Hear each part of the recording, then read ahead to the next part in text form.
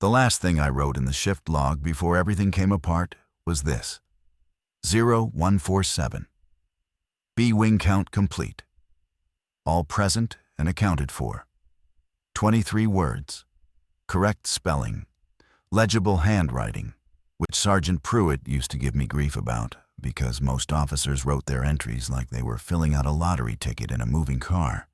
I'd always been careful with it. My handwriting wasn't beautiful, but it was honest. Each letter committed, each number given its full space. My mother was a bookkeeper for a lumber yard outside Huntsville for 31 years. And she said once that the quality of a person's record-keeping tells you everything about whether they believe their work matters. I don't know if she was right about everything, but she was right about that. My name is Darren Timms. I worked nights at Eastfield State Correctional Facility for 11 years, 4 months, and 16 days. I say that precisely because I know it precisely. I was the kind of officer who tracked things like that, not out of pride in the service, but because I believed in the specificity of what a person owes. You show up for exactly the number of nights you agreed to show up for. And you keep exactly the kind of records you agreed to keep. And you perform exactly the functions your authority entitles you to perform, and no more and no less. And when you retire, the institution can say with confidence that it received from you what it was owed, and you can say with equal confidence that you gave it. That was my understanding of the contract. I'm telling you this because you need to understand who I was before you can understand what I did. And more to the point, what I failed to do. And more to the point still, which of those things I'm still not certain I've sorted correctly. Eastfield sits in east central Alabama, about 22 miles southwest of Anniston, on a county road that doesn't appear on most GPS systems, because the state removed it from the standard routing data sometime around 2009 to discourage people from driving out to watch transfers. The facility holds just over 1,400 inmates in a medium to maximum classification housing block, plus a separate administrative segregation unit on the eastern perimeter that we called the Quiet Wing, though it was never quiet. There are 2 main entry checkpoints: a vehicle processing area in the south yard, a medical unit in the central building's ground floor, and a staff area in the northwestern corner of the main block that includes the watch commander's office, a break room with a coffee maker that was broken for 8 of my 11 years there, and the duty station where I kept the shift log. I mention all of this because the geometry matters.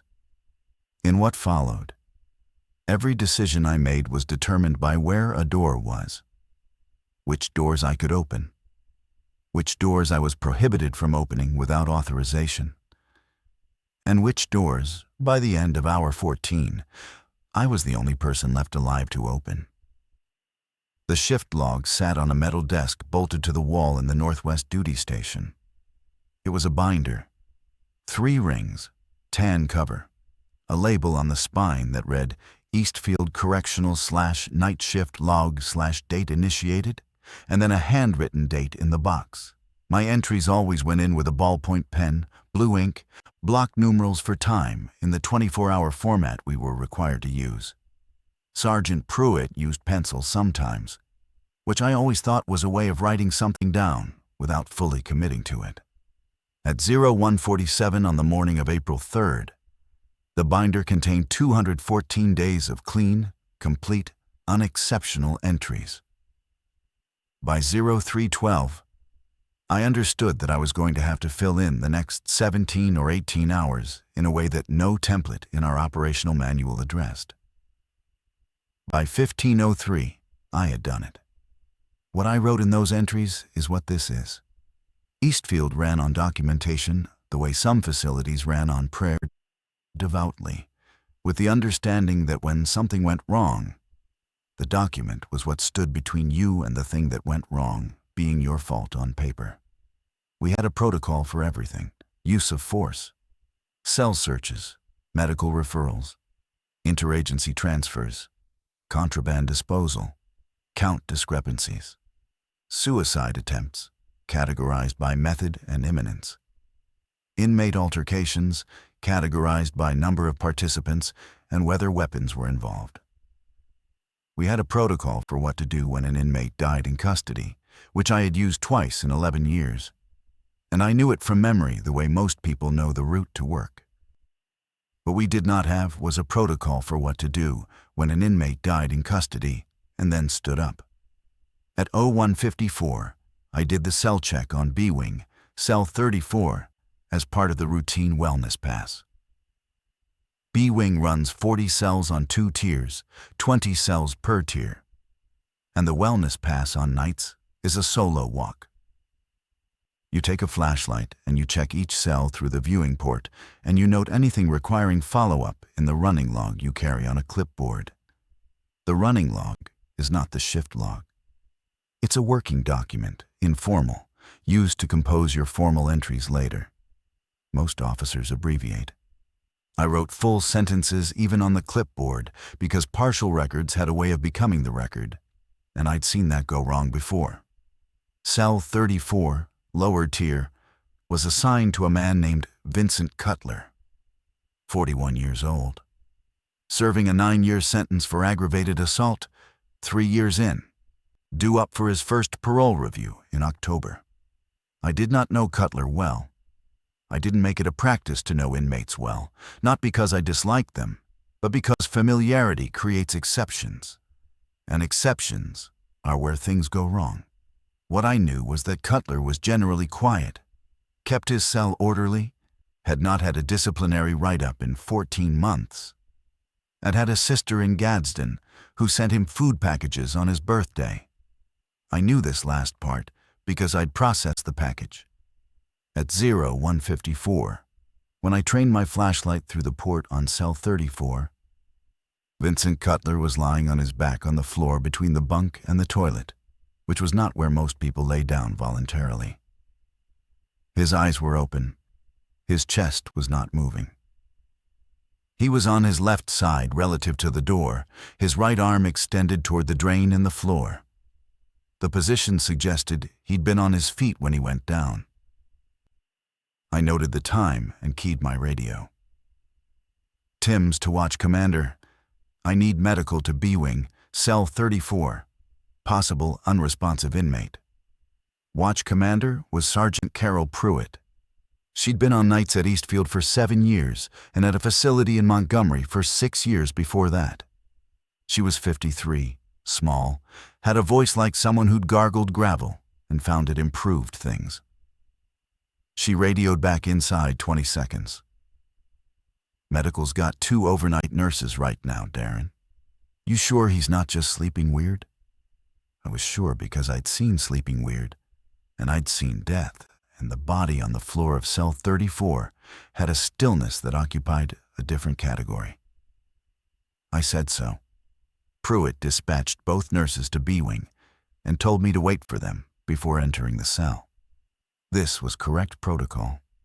You do not enter a cell with a potentially incapacitated inmate without additional staff present. The reason is physical.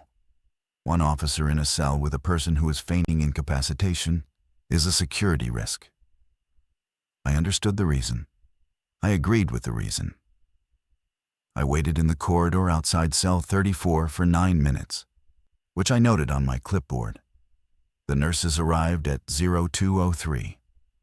Diane Castellano, RN, who had worked Eastfield's medical unit for 4 years, and a newer nurse named Reyes, Marcus Reyes, who had started in December and was still in what the facility called his provisional period. They brought a crash bag and a defibrillator. I unlocked the cell. Marcus Reyes was the first one through the door because Castellano stopped in the doorway to put on her gloves, which was correct practice. Reyes stepped over Cutler's extended arm, crouched down beside him, pressed 2 fingers to the side of his neck, and said, "He's got no pulse, and he's cold. He's been down a while." Then Cutler's right hand closed around Marcus Reyes's left ankle. I am going to be exact about what happened next, because I've been over it many times, and I want the record to be exact. Cutler's eyes moved first. They were already open, but the quality of the openness changed, from the flat absence of a dead thing to something with direction in it, though I cannot say with confidence the direction was toward anything in particular. Then his right hand tightened around Reyes's ankle. Reyes pulled back and stumbled against the bunk frame. Cutler's body moved, and I say moved rather than rose, because it was not the motion of a person making an effort. It was more like the motion of a machine coming back to a default position, with no expression of strain or intention visible anywhere in the body. He got to his knees, then to his feet, facing the wall. Then he turned. Diane Castellano was still in the doorway. I was behind her. What I did in the next 4 seconds was this. I put both hands on Castellano's shoulders and moved her out of the doorway. And then I pulled the cell door shut. The lock engaged automatically. The cell doors at Eastfield are a passive magnetic lock system. They require a key fob to unlock and release automatically to the locked position when the door contacts the frame. Inside cell 34, Marcus Reyes was on the floor between the bunk and the back wall. He was making a sound I will not try to describe because I don't have the right word for it, and the wrong word would be a lie. Castellano grabbed my arm. She said, "Open it. Open the door." The distance between her hand on my arm and the protocol in my head was maybe 4 inches and 11 years. The protocol said that an inmate who poses an active physical threat to staff within a secured cell requires watch commander authorization and a use of force response team before the door is opened. The protocol said this because otherwise individual officers make individual decisions in situations where they're frightened and people get hurt. The protocol existed because one time in 1987, at a facility in Tuscaloosa that no longer exists, an officer opened a cell door alone during an altercation, and 2 people died who might not have died otherwise. I knew this because it was in our new hire training materials. I keyed my radio. I said, "Pruitt, I need an emergency response team to B-Wing, cell 34 right now. I need..." And then I heard what was happening inside the cell, and I stopped talking. I did not open the door. I am telling you this not because I believe my decision was obviously wrong, but because I'm telling you everything, and this is what happened. I did not open the door. I stood in the corridor outside cell 34, and I held my key fob in my right hand, and I did not open the door. Pruitt came over the radio, asking for a status report. I gave her one. She told me to hold position. She told me the response team was suiting up. She told me that the protocol required me to hold position, and her voice was steady, the way voices go steady, when someone is doing the same thing I was doing, which was using the protocol to keep themselves from having to decide something. Marcus Reyes was 26 years old. He had a daughter whose name, I later learned, was Celia. He had a photograph of her taped to the inside of his locker in the staff area, which I saw later that morning when I was writing in the shift log, and the door was standing open. The response team arrived at B-Wing at 0221. It took them 18 minutes from my first radio call. During those 18 minutes, I stood outside cell 34 with my key fob in my hand. The door between me and what was happening was 7-gauge steel, and the protocol said to wait, and I waited. I wrote 0221. ERU arrived B-Wing, cell 34. Inmate Cutler situation contained. I wrote the words situation contained because that was the language in the template, and I was still, at that point, believing in the templates. Pruitt told me later that they found Reyes in the back corner of the cell. She told me this in the break room at 0312, sitting across a table from me with her hands wrapped around a coffee cup that held nothing in it because the coffee maker was broken. She told me they'd contained Cutler. She told me not to write anything beyond the basic incident notation until the facility administrator could be reached. She told me the situation was unusual. She told me that her primary obligation, and mine, was to the safety of the remaining population of the facility. She looked at me when she said that last part. She wasn't asking whether I agreed. She was telling me what my answer was. I went back to the duty station, and I sat with the shift log open in front of me. By 300, 2 things were true that were going to change everything else. The first was that Cutler was not alone. At 0258, B-Wing's lower tier erupted. Not in the way a wing erupts when there's a fight, which is a particular kind of noise with a starting point and a specific geographic center. But all at once, the way a wing sounds when every cell is a starting point simultaneously. Castellano, who had been sedated in the medical unit after the Cell 34 incident, was still there. I was at the duty station. Pruitt was in her office on the phone with the facility administrator in Montgomery. I walked B-Wing's lower tier at 0302, and I looked through 9 cell ports before I had the information I needed, which was that approximately half the cells on the lower tier contained inmates who were dead and moving, and approximately half contained inmates who were alive and not. And the alive ones were fully awake and pressed against the far walls of their cells with the particular stillness of people who have correctly identified the thing that is on the other side of their door and are making themselves as small as possible. The cells were locked. The cells remained locked. This is the detail that I want you to hold on to, because it governed every decision I made from that point forward. The cells were locked, and nothing that was in them could get out. And the only person in the building who held the wingmaster fob for B-Wing was me.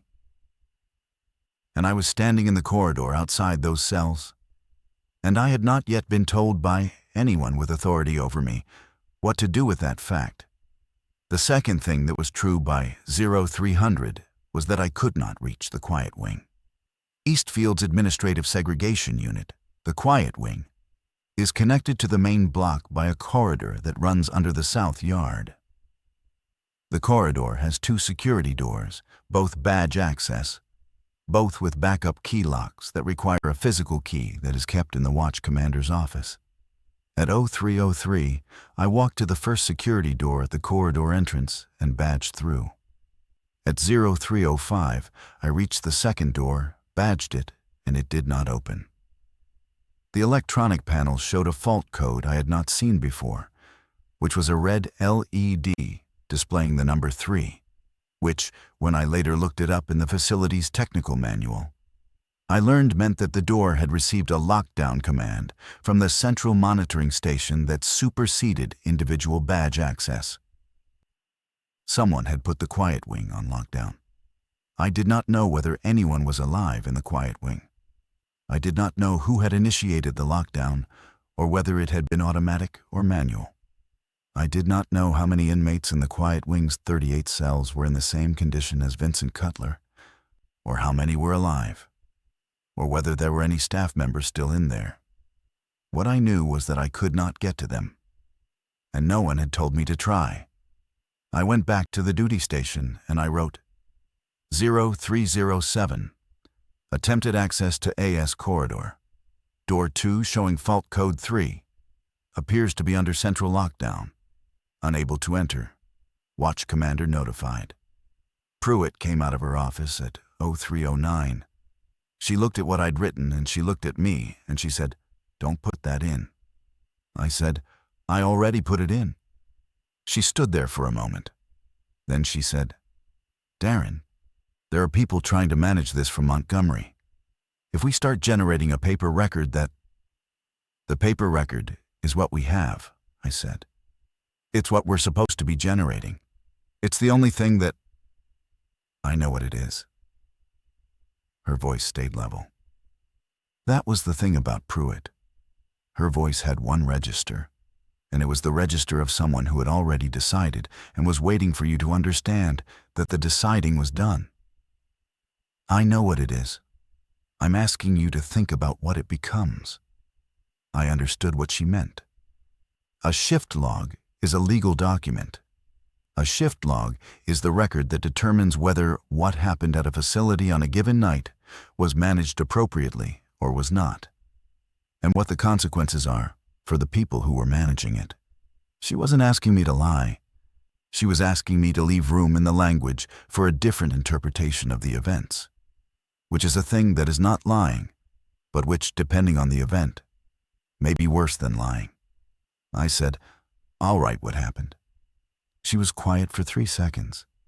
Then she went back into her office and picked up the phone. At 0411, the C-Wing duty officer, a man named Patterson, Gerald Patterson, 16 years on the job, a man who collected aluminum cans on his days off and gave the money to his church, came around the corner of the main corridor at a pace that was not running because Gerald Patterson had not run anywhere in a decade, but was also not walking. He stopped at the duty station and he put both hands flat on the desk and he looked at me. He said, "We've got C-Wing turning." He meant turning in the same way B-Wing had turned. He meant that the condition was in C-Wing now, in some unknown number of cells, and that C-Wing was not separated from B-Wing by a corridor or a security door. They shared a common day room that was gated but not locked at this hour, because the lock didn't engage until 600 when the daytime staff activated it. I picked up the master fob for C-Wing, which was kept on the duty station rack because Patterson was supposed to have it and had apparently left it when he came to report. I handed it to him and I said, "Go lock C-Wing day room gate right now." He looked at the fob in his hand. He said, "That's not. The day room lock is supposed to be activated from the booth." "The booth is empty," I said. The booth was our central monitoring station for the main block, and our booth operator, a man named Earl Simmons, who was 61 years old, and who had come in that night with a cough he'd been carrying for 2 weeks, had gone to the medical unit at 0330 complaining of fever. I had noted this in the log. I had not noted that going to the medical unit left the booth unmanned because that had seemed like a notational complexity to resolve after I'd radioed Pruitt about it. I had radioed Pruitt about it. She had said she'd find coverage. She had not yet found coverage. Patterson said, "I need authorization to..." "Gerald," I said, and I said it quietly, "go lock the gate." He went. He came back 14 minutes later and said the gate was locked. He also said there were 3 cells on C-Wing's upper tier that were showing the same condition as what I'd described on B-Wing's lower. He said this very carefully, in the measured cadence of a man who was using precision as a buffer between himself and panic. And I recognized the technique because I was doing it myself. I asked him how many staff were currently in C-Wing. He said, "Just me." I said, "Stay here, watch the desk. Call me on radio if anything changes with the log or if Pruitt comes out." He said, "Where are you going?" I said, "I'm going to go count what we still have." What we had, as of 0435, was this: B-Wing lower tier, approximately half affected, all cells locked. B-Wing upper tier, no confirmed cases, all cells locked, inmates awake and aware. C-Wing upper tier, 3 confirmed cases, all cells locked, day room gate manually secured. C-Wing lower tier, unconfirmed. D-Wing, E-Wing, and F-Wing, unconfirmed. The quiet wing, unknown and inaccessible. Medical unit, 2 patients. Castellano sedated. Simmons under observation for fever. The facility's total night staff currently accounted for Me, Patterson, Pruitt, and a perimeter guard named Tasha Okafor, who was stationed in the vehicle processing area in the South Yard, and whose radio contact had been intermittent for the last 40 minutes. 1,412 inmates, 38 of them in the quiet wing. The rest distributed across 6 wings in a facility whose cells were all locked. All were going to stay locked unless someone with a master fob unlocked them. And the master fobs were all on the rack at the duty station or on the belts of the officers standing in those wings. It occurred to me, walking the main corridor at 0438, that Eastfield Correctional Facility was doing exactly what it was designed to do. It was containing people. The containment was operating flawlessly. Every person who needed to stay behind a locked door was behind a locked door. The question was which people that included. At 0503, I went back to the duty station and I opened the shift log, and I wrote down everything that had happened since 0307. I wrote it in full sentences with specific times and specific observed conditions and specific decisions made and by whom. I wrote that the C-Wing day room gate had been manually locked by Officer Patterson on my verbal authorization rather than activated from the booth according to standard protocol. I wrote that the central monitoring booth was unmanned. I wrote that the quiet wing remained inaccessible and that its population status was unknown. Patterson watched me write. He said, "Pruitt's gonna pull that page." I said, "She can't pull it. She can amend it, or she can make a notation of correction. But she cannot remove a completed entry. That's in Section 4 of the documentation guidelines." Patterson made a sound that was not quite a laugh. He said, "You think the documentation guidelines are what matters right now?" I thought about that for a moment. The corridor outside the duty station was quiet. The B-Wing gate was locked. The C-Wing day room gate was locked. The building smelled, the way it always smelled at 0500 in the morning, of industrial floor cleaner and the particular stale warmth of many people sleeping in a closed space. For a moment, maybe 15 seconds, it was possible to be where we were and feel nothing actively wrong.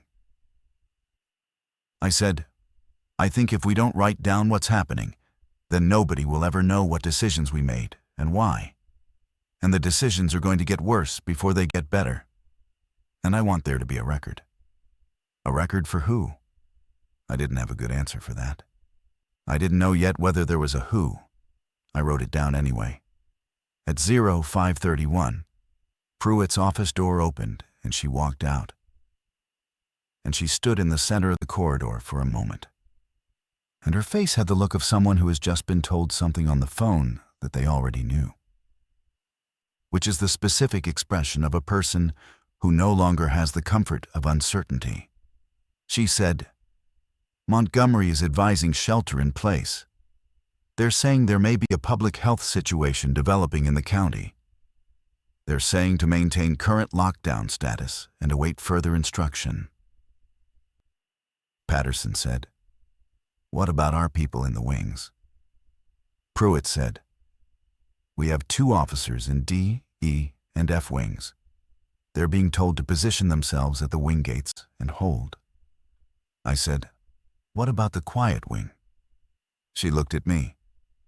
"Montgomery says the quiet wing lockdown was initiated automatically by the facility's emergency protocol at 0134. There was an alarm condition from 2 cells in that wing that triggered the automatic lockdown. Montgomery is looking into whether there are staff still inside." I said, "Looking into."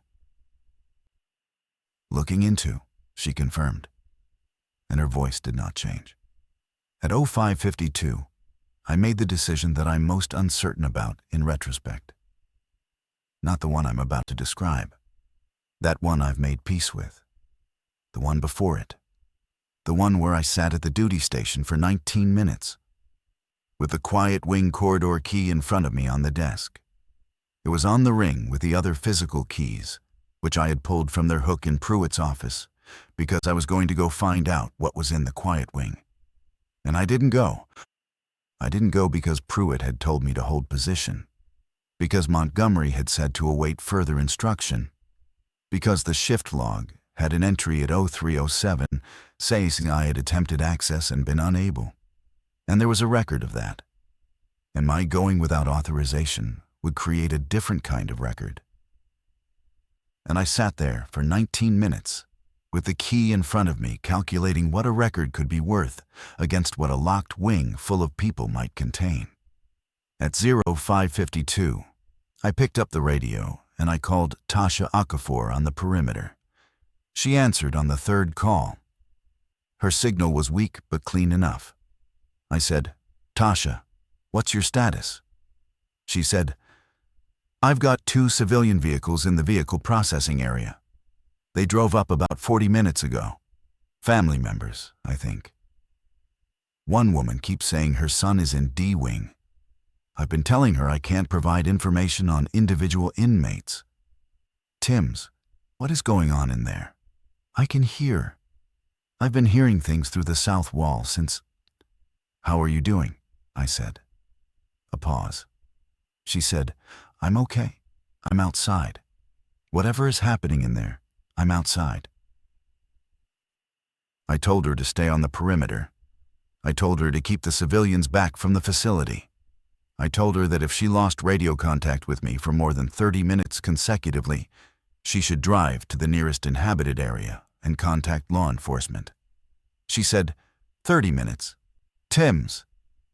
30 minutes, I said. Write the time down.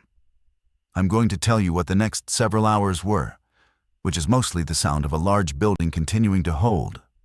That is what a prison is, in its fundamental operation. A building that holds. It holds through material and through process. The material is reinforced concrete, steel doors, passive lock mechanisms, fencing, lighting, camera systems. The process is counting. Counting bodies, counting times, counting incidents, counting the gap between what was counted before and what can be counted now. A prison is, at its core, a running subtraction problem. You started with a number. You apply the night. You confirm that the number is the same in the morning. The building is what makes the subtraction reliable. Between 600 and 900, the building held. The affected cells held. The unaffected population, approximately 830 inmates in 4 wings, was awake and aware and making the decision that populations make in crisis, which is to be loud about their confusion and their fear. We had no information to give them because we had no information. I walked the wings that were intact, D, E, F, with the 2 overnight officers, a young woman named Candace Everett and a man named Stewart, first name only, who had transferred from Holman in February and whose last name, I'm embarrassed to say, I never learned. Candace walked next to me on D wing at 0622 and said, "We need to tell them something." I said, "We don't have something to tell them." She said, "Then we make something up." I said, "No." She said, "Then what do we tell them when they keep asking?" I thought about that. We stopped in front of cell 12, D wing, upper tier. The inmate inside, a man in his 30s with a very precise beard and eyes that tracked with unusual patience, watched me through the port and did not say anything, and did not have to. I said to Candace, "Tell them there is a medical situation in the facility. Tell them the cells are going to stay locked. Tell them no one in their wing is in danger as long as they stay in their cells. Tell them we're working on getting them more information." She said, "Is that true?" I said, "Parts of it are." She nodded. She walked the rest of D-Wing, telling that to every occupied cell she passed, adapting it slightly each time for what she could see through the port. Softer for the ones who looked young and frightened. More direct for the ones who looked like they'd been in long enough to want the operational detail rather than the reassurance. I watched her do it, and I thought she was very good at her job, and I'd never noticed before. At 0811, Pruitt's radio went silent.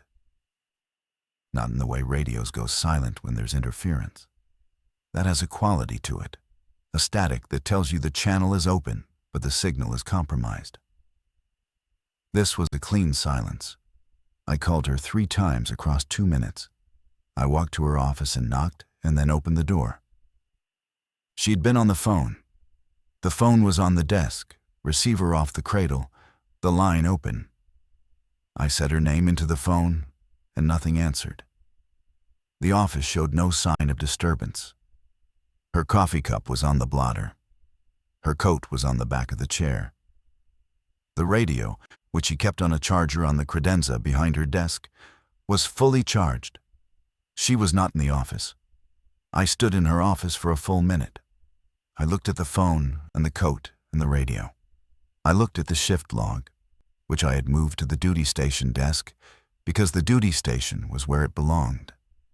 I looked at the physical key ring, which was still on the desk where I had set it earlier and not touched. Then I went back to the duty station and I wrote, 0813. Watch Commander Pruitt not located in office or adjacent staff areas. Radio contact lost. Assumed to be responding to a wing condition. Attempting to re-establish contact. I wrote assumed to be responding to a wing condition because that was the most charitable and logistically coherent explanation available to me. It remained in the log.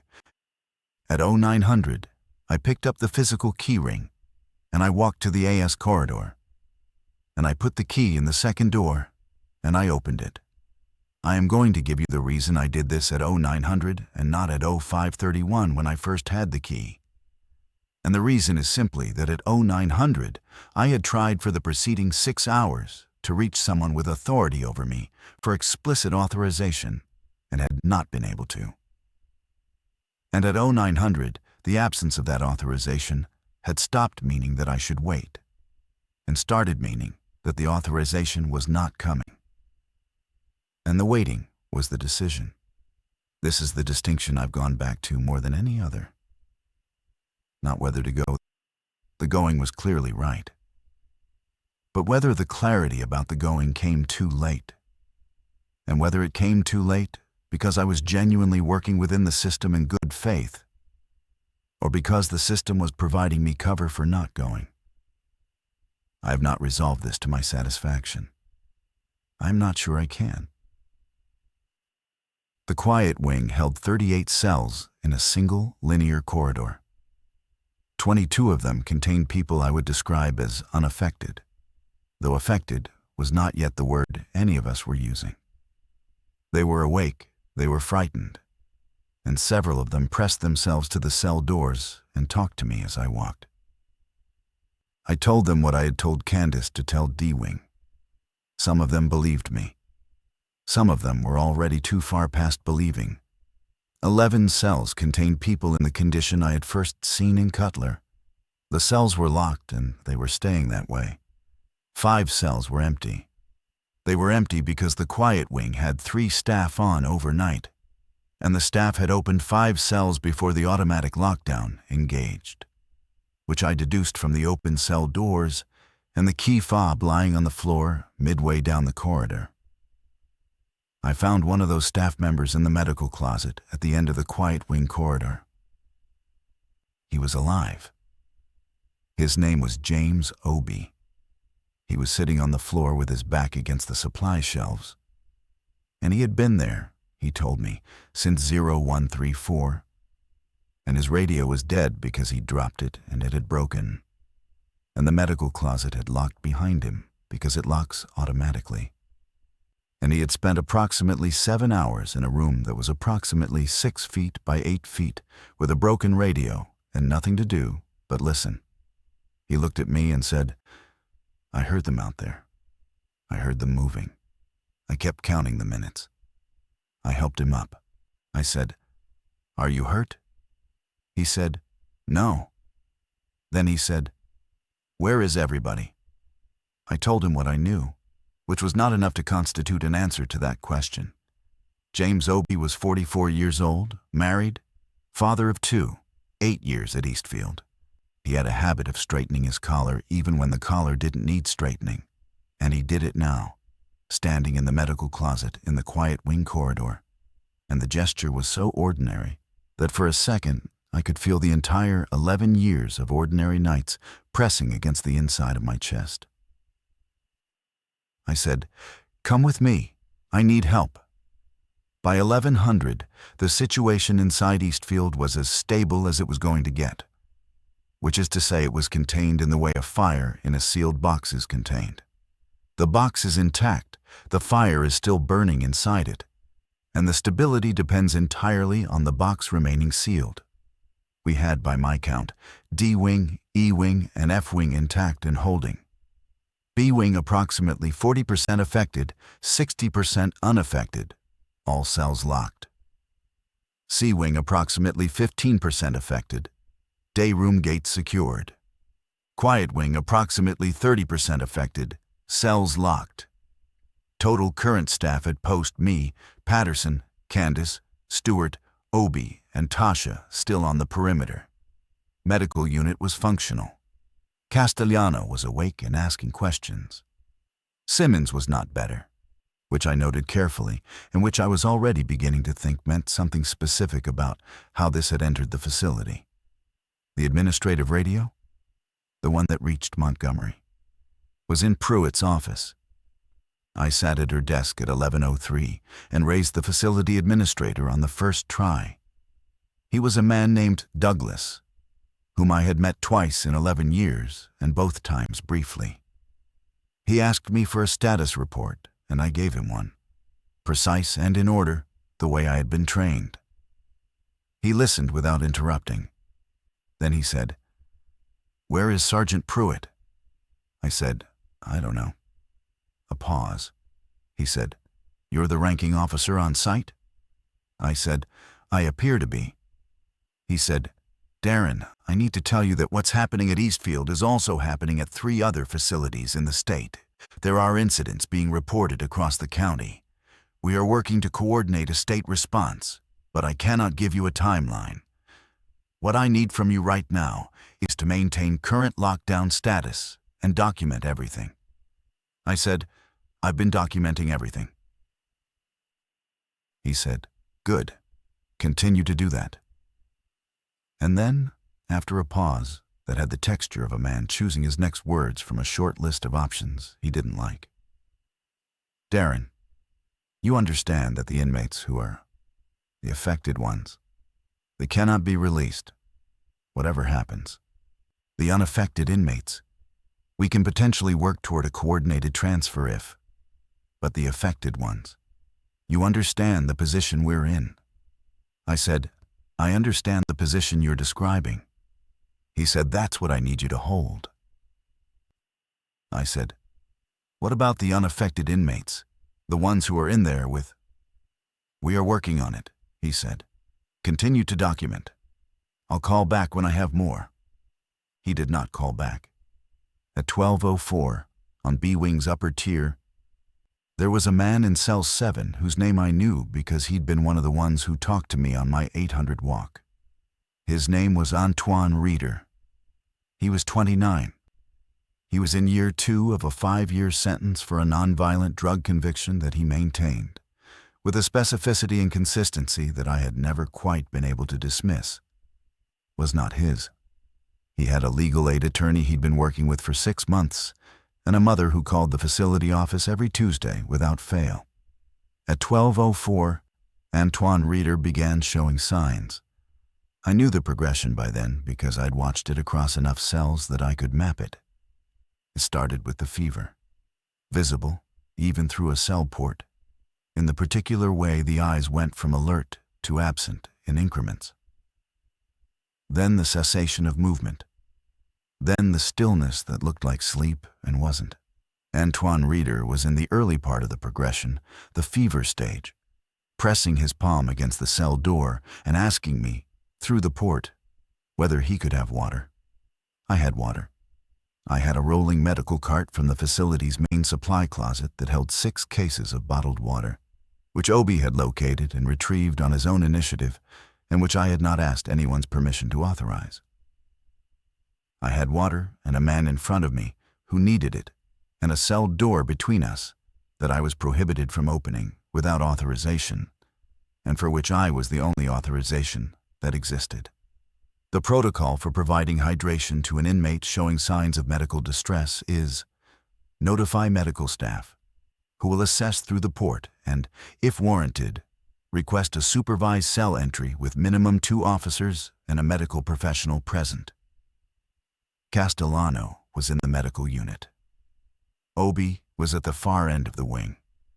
If I called them both up and we did this by the protocol, it would take 12 minutes minimum. I looked at Antoine Reeder. He looked at me. I pulled a water bottle from the cart, and I crouched down, and I passed it through the food slot in the bottom of the cell door. He took it. He said, "Thank you." He drank. I watched his face the whole time, watching for the thing I was afraid to see and not seeing it. Then I moved to cell 8 and cell 9, and I repeated the process, because cells 8 and 9 both had people in them who were showing early signs, and who had faces, and who were looking back at me. And then I stopped. I stopped because the corridor was long, and there were cells all the way to the end. And I did not have enough water on the cart, and I could not open all of those doors. And I could not know, not with the certainty the protocol was designed to produce, which of those early signs were early signs, and which were further along than they appeared. I had already made 2 decisions I had no authorization for. I could keep making them, the whole length of the corridor, until I'd spent everything I had, and made the cells a different kind of danger. Or I could stop where I was and do the thing I'd been trained to do, which was to draw the line at the thing I was able to hold. I gave water to the 3 men in cells 7, 8, and 9. I could see to cell 11 from where I was, and the man in cell 11 was already past the fever stage. I did not go to cell 11. I wrote down what I had done and why in the running log on my clipboard. And then I went to find Castellano, and together we assessed every cell on the upper tier and made the medical call on each one. And Castellano directed me on which ones to enter with water and which ones to document and leave. And when she told me to leave one, I left it. 3 of those were hard. 2 of those were the hardest decisions I have ever made. I'm not going to explain them further than that, because explaining them further would be giving myself permission to narrate my way into a justification. And the decision stands without my narration. It was made. It has consequences. The consequences are in the record. At 13:03, Tasha Okafor's voice came over the perimeter radio so clearly that I knew before she spoke that her position had changed. She was closer. She was inside. She said, "Timms, I'm at the South Yard gate. I came in."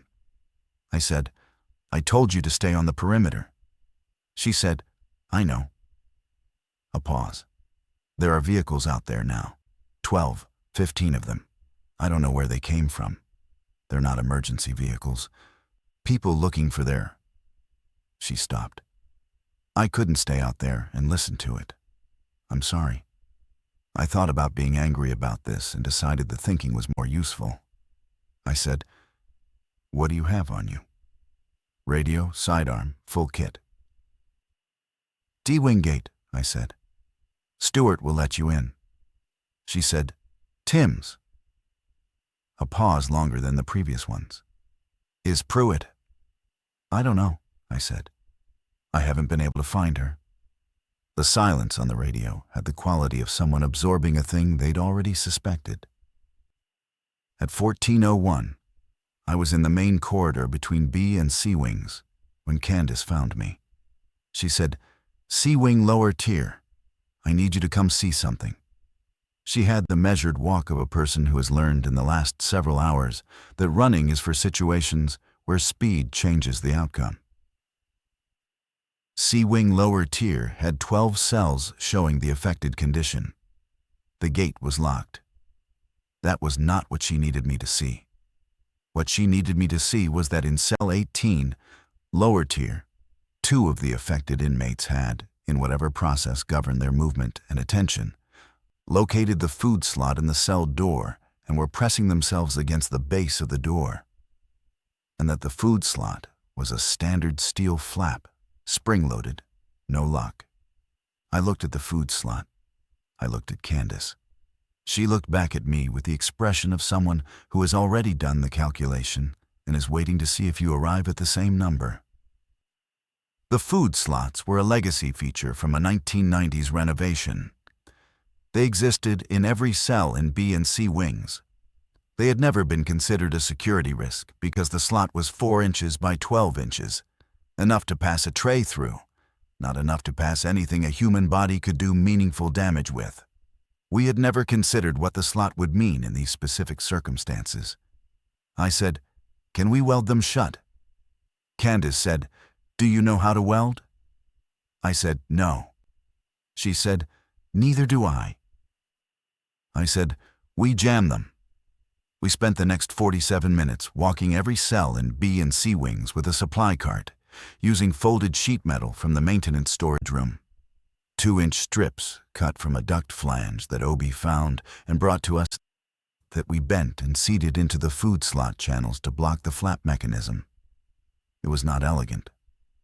It was the specific, imperfect ingenuity of people who do not have the right tools and cannot get the right tools and need the door to hold until it doesn't have to hold anymore. Every strip I seated, I wrote on my clipboard. Cell number, time, method, condition of the cell occupant at time of action. Every one. At 14:48, the administrative radio in Pruitt's office made a sound that was not a call. It was a tone. 3 pulses, evenly spaced, that I had been told in my new hire orientation was the facility emergency broadcast code, but had never heard used in 11 years.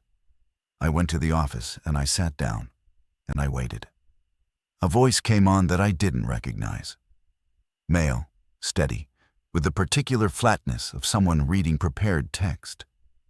It said that the Alabama Department of Corrections was coordinating with the National Guard for facility assessment and relief at multiple correctional sites.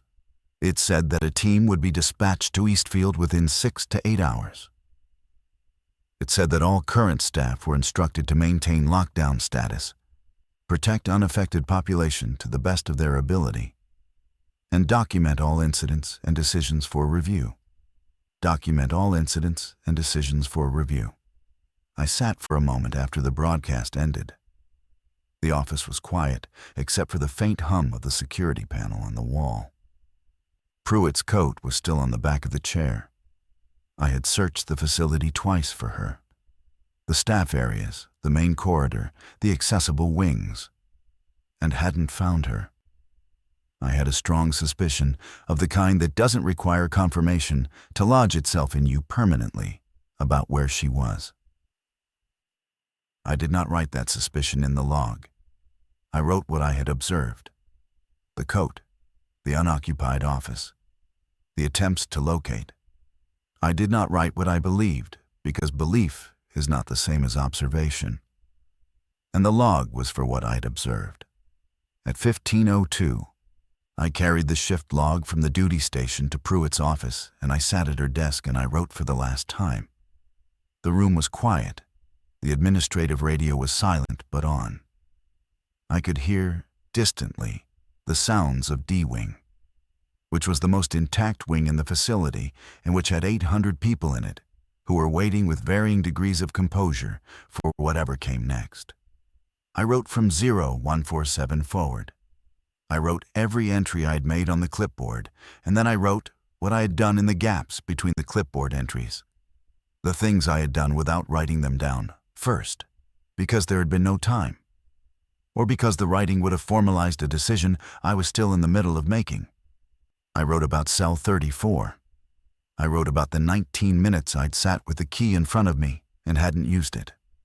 I wrote about the food slot on the water bottle I'd passed through the slot in cell 7, and I wrote about the cell I hadn't gone to. I wrote about the food slots and the sheet metal and the 47 minutes. I wrote 1204. Provided water to inmates in cells 7, 8, 9. B-wing upper tier without formal authorization. Decision made on medical necessity grounds.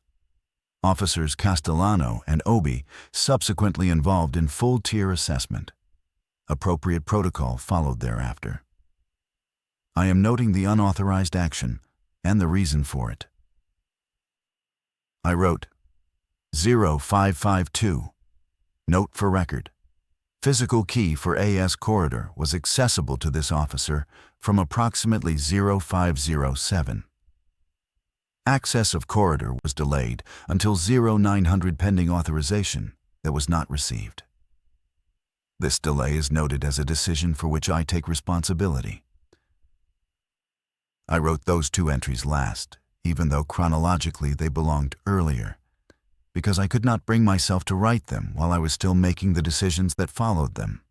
Now the decisions were all made, and the people who had been affected by them were still in the same condition they were in when I made them. And there was nothing left to wait for. I wrote the final entry at 15:03. National Guard relief expected 2100 to 2300 per 1448 broadcast. Facility lockdown status maintained. Unaffected population in D, E, F wings stable. B, C, and quiet wing affected cells secured. Current staff, Timms, Patterson, Everett, Stewart. Officer, no last name recorded. My error. Obi, Okafor. Watch Commander Pruitt unlocated as of 15:03. Full incident record complete. I read it back, all of it. It took a while. Then I closed the binder and I put it in Pruitt's inbox, which was a standard metal tray on the left side of the desk. And I sat there for a moment with my hands in my lap. The building was holding. The building was still doing the thing it was designed to do, which was contain what was inside it.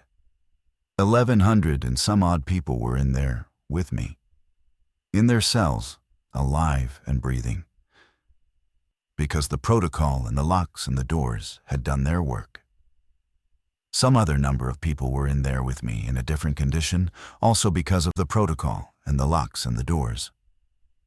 Both of those statements were true simultaneously. And I was the person who had been on the duty station when both things happened. And I had a binder in a metal tray that said so. I did not know whether I had done my job correctly. I knew that I had done it, and I knew what the doing looked like, and I had written it down in blue ink in block numerals, and whatever came next would be able to see it. That was the only thing I knew how to call a foundation. Tasha was in the corridor outside Pruitt's office. She had a water bottle, and she handed it to me without asking. She looked at the binder in the tray and then at me, and she said, "Is it all in there?" I said, "Yeah." She said, "Everything?" I said, "Everything I could see." She nodded. She leaned against the wall across from the desk, and we sat there in the quiet of the facility doing what it had been designed to do, and outside the south yard gate, in the parking area, the families were still there in their cars, waiting for a number to be the same in the morning that it had been the night before. And I couldn't tell them whether it was. I couldn't even tell myself. This story came from a question I couldn't stop sitting with.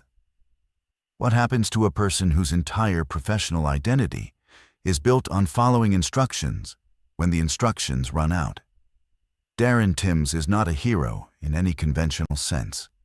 He's an institutional man, someone who found safety and integrity in the clarity of procedure, who believed that careful documentation and faithful adherence to protocol were themselves a form of moral seriousness. And he's not wrong about that. Good records matter. Accountability matters. The people who write things down carefully and honestly are doing something that matters. But the story is about the moment when the institution goes silent, and the manual has nothing left to say. And the person holding the keys has to decide what they actually believe. Not what the binder says they believe, but what they actually, personally, in their chest and their gut, believe is right. And that moment is terrible, because it turns out that spending 11 years deferring that question doesn't mean you've answered it. It means you've been carrying it without knowing it. I thought about this story in the context of every person who has ever worked inside a large institution, a prison, a hospital, a school, a corporation, and been asked to do something that the rules required, but that their conscience made complicated. Most of the time, those people make the same choice Darren makes at 0531. They wait for authorization. And most of the time, that's fine.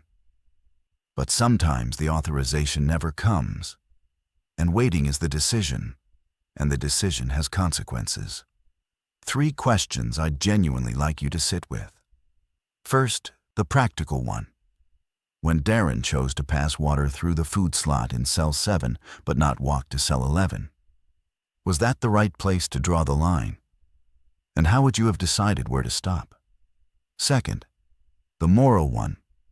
The shift log Darren completes includes actions that could expose him to professional and legal consequence. He writes it anyway, for a supervisor who may never return. Does the act of writing it matter if no one is coming to read it? Third, the one I find hardest. Is there a meaningful difference between waiting for authorization because you believe in the system and waiting because the system is giving you permission not to decide? Thank you for spending this time here. I mean that.